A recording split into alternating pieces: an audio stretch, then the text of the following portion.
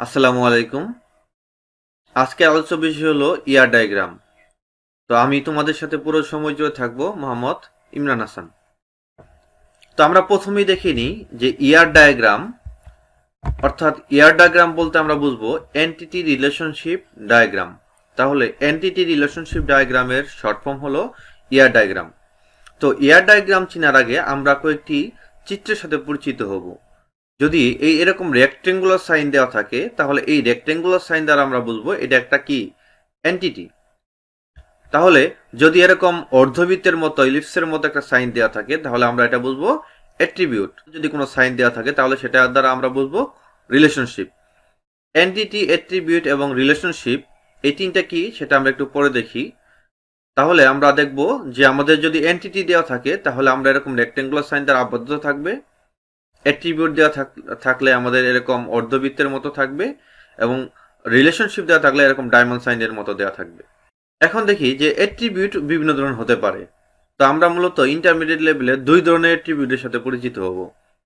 তো একটা অ্যাট্রিবিউট হলো কি মাল্টি ভ্যালুড অ্যাট্রিবিউট, অর্থাৎ মাল্টি ভ্যালুড অ্যাট্রিবিউট এইটাও একটা অ্যাট্রিবিউট, কিন্তু এই অ্যাট্রিবিউটটা কি মাল্টি ভ্যালুড, অর্থাৎ অনেকগুলা ভ্যালু থাকবে।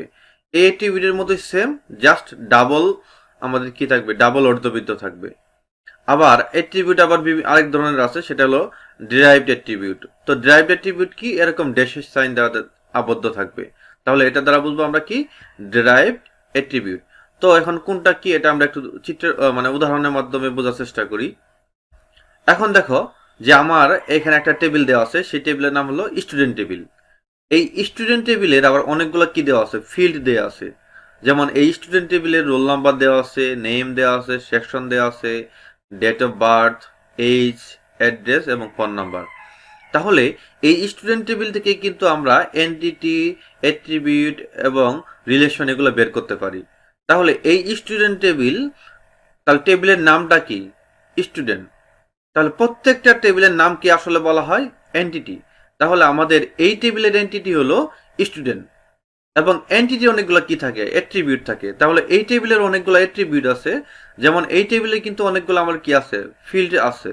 প্রত্যেকটা ফিল্ডকেই বলা হয় ফিল্ড নেম, যেটা আছে বা হেডার আছে এটাকে বলা হয় অ্যাট্রিবিউট। তাহলে স্টুডেন্ট হলো কি একটা এন্টিটি এবং roll number, name, section, date of birth, age, address, phone number এগুলো প্রত্যেকটাকে বলা হয় একটা অ্যাট্রিবিউট। তাহলে আমরা বলতে পারি যে এখানে থেকে আসলো স্টুডেন্ট, স্টুডেন্ট কি একটা এন্টিটি। আর অ্যাট্রিবিউট কি, অ্যাট্রিবিউট হলো যে আমাদের এই স্টুডেন্ট টেবিলের ভেতরে যে ফিল্ডগুলো আছে এই ফিল্ড নেমগুলো হলো তার অ্যাট্রিবিউট। এখন দেখবো আমরা যে আমরা তো দুই ধরনের অ্যাট্রিবিউট দেখলাম, একটা হলো ডিরাইভড অ্যাট্রিবিউট আর একটা হলো মাল্টি ভ্যালুড অ্যাট্রিবিউট। এখন এই টেবিলের কথা যদি আমরা চিন্তা করি তাহলে দেখুন, আমি যদি তোমাকে বলি যে তোমার বয়স কত, তাহলে কিন্তু তুমি বলবা যে আমার বয়স হলো 19 বা 20। তাহলে তোমাকে অবশ্যই বয়স বলার আগে ভাবতে হবে তোমার ডেট অফ বার্থ কত। ঠিক তেমনি আমাদের এই টেবিলে কিন্তু এজটা কিন্তু অন্য একটা ফিল্ডের উপর ডিপেন্ড করতেছে, অর্থাৎ এই ডেট অফ বার্থ কত হবে তার উপর ডিপেন্ড করতেছে তার বয়স কত। আমি যদি এখানে বলি যে ডেট অফ বার্থ এখানে 2000 বিদায় তার বয়স হলো 20, যদি এখানে আরো বেশি থাকতো তাহলে বয়স কিন্তু আরো বেশি হতো। তাহলে ঠিক তেমনি তার মানে এইজ জিনিসটা, এইজ একটা ফিল্ড, এইজ একটা কি আমাদের অ্যাট্রিবিউট, কিন্তু এই অ্যাট্রিবিউটটা অন্য একটা ফিল্ড বা অন্য একটা অ্যাট্রিবিউটের উপর নির্ভর করতেছে। যদি একটা অ্যাট্রিবিউট অন্য একটা অ্যাট্রিবিউটের ভ্যালুর উপর নির্ভর করে তাহলে সেটাকে আমরা বলবো ডিরাইভড অ্যাট্রিবিউট। ঠিক তেমনি আমরা এখানে দেখতে পাচ্ছি যে একজন স্টুডেন্ট, তার রোল নাম্বার হলো 3, তার নাম হলো হৃদয়, সেকশন হলো এ, তার এজ হলো 19, সে জামালপুরে থাকে, তার ফোন নাম্বার কয়টা, 2টা। তাহলে এই সেল নাম্বার বা ফোন নাম্বার একটা স্টুডেন্টের একাধিক থাকতে পারে। ঠিক তেমনি আমরা সাধারণত প্রত্যেকটা টেবিলেই এই ফোন নাম্বার বা সেল নাম্বারকে মাল্টি ভ্যালুড অ্যাট্রিবিউট বলবো। কেন বলবো, কারণ একটা স্টুডেন্টের একাধিক বা একজন এমপ্লয়ি বা একজন টিচারের একাধিক ফোন নাম্বার থাকতে পারে, সেহেতু আমরা এখান থেকে এই জন্যই আমরা বলবো যে এই ফোন নাম্বার বা সেল নাম্বার একটা কি মাল্টি ভ্যালুড অ্যাট্রিবিউট। তাহলে এজটাকে আমরা সবসময় বলবো ডিরাইভড অ্যাট্রিবিউট, আর ফোন নাম্বার বা সেল নাম্বারকে আমরা সবসময় বলবো মাল্টি ভ্যালুড অ্যাট্রিবিউট। এখন দেখি যে আমাদের এই আমাদের এখানের এন্টিটির নাম কি, এন্টিটির নাম হলো কি স্টুডেন্ট, এবং এই এন্টিটির কি আছে অনেকগুলা অ্যাট্রিবিউট আছে। যেমন এখানে roll number, name, section, age, age কি, এজ একটা ডিরাইভড অ্যাট্রিবিউট, ফোন নাম্বার একটা মাল্টি ভ্যালুড অ্যাট্রিবিউট, অ্যাড্রেস কি একটা অ্যাড্রেস একটা অ্যাট্রিবিউট।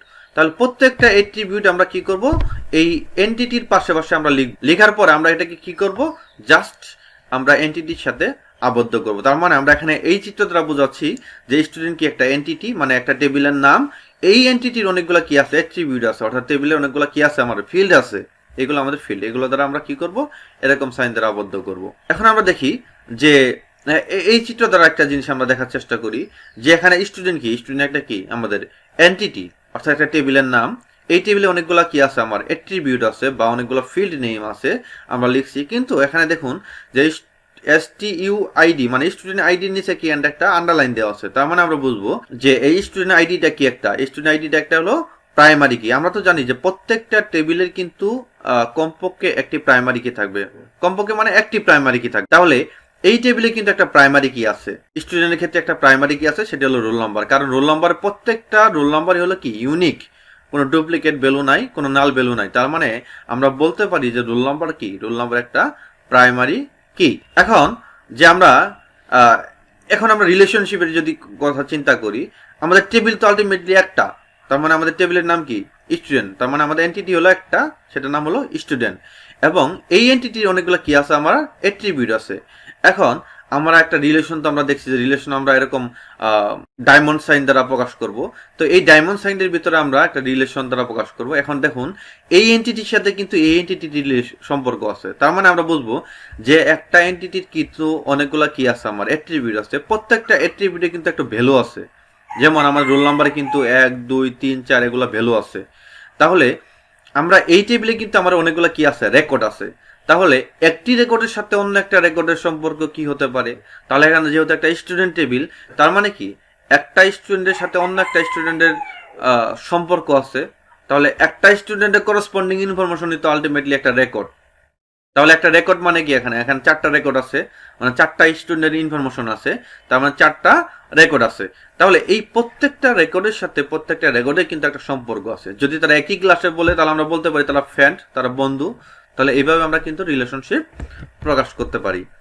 তাহলে আরেকটা এক্সাম্পলের মাধ্যমে আমরা বিষয়টি পরিষ্কার হই। এখানে কিন্তু আলটিমেটলি দুইটা এন্টিটি আছে, তার মানে আমরা বুঝবো যে দুইটা টেবিল আছে। তো প্রত্যেকটা টেবিলের কি আছে, আমার অ্যাট্রিবিউট আছে। আমার এই টেবিলে কিন্তু আসলে কি আছে, আমার অ্যাট্রিবিউট আছে। এবং এই দুইটা টেবিলের ভিতরে একটা কি আছে, আমার রিলেশন আছে বা রিলেশনশিপ আছে। তো এই দুইটা টেবিলের ভিতরে যে রিলেশনটা আছে সেই রিলেশন নাম হলো স্টাডি, অর্থাৎ স্টুডেন্টের কলেজে কি করে, তারা স্টাডি করে পড়ে। তাহলে দুইটা আমাদের প্রত্যেকটা রিলেশনের একটা নাম দিতে হবে বা সম্পর্কে একটা নাম দিতে হবে। আমরা যদি কোনো সম্পর্কের নাম খুঁজে না পাই তা আমরা এখানে দিব SC রিলেশন। এখানে আমরা একটা রিলেশনশিপের নাম দিব SC রিলেশন। সবাইকে ধন্যবাদ। ইনশাল্লাহ পরবর্তী টিউটোরিয়ালে আমরা আলোচনা করব রিলেশনশিপের ডিগ্রি নিয়ে। তো ধন্যবাদ সবাইকে, ভালো থাকবে, খুদা হাফেজ।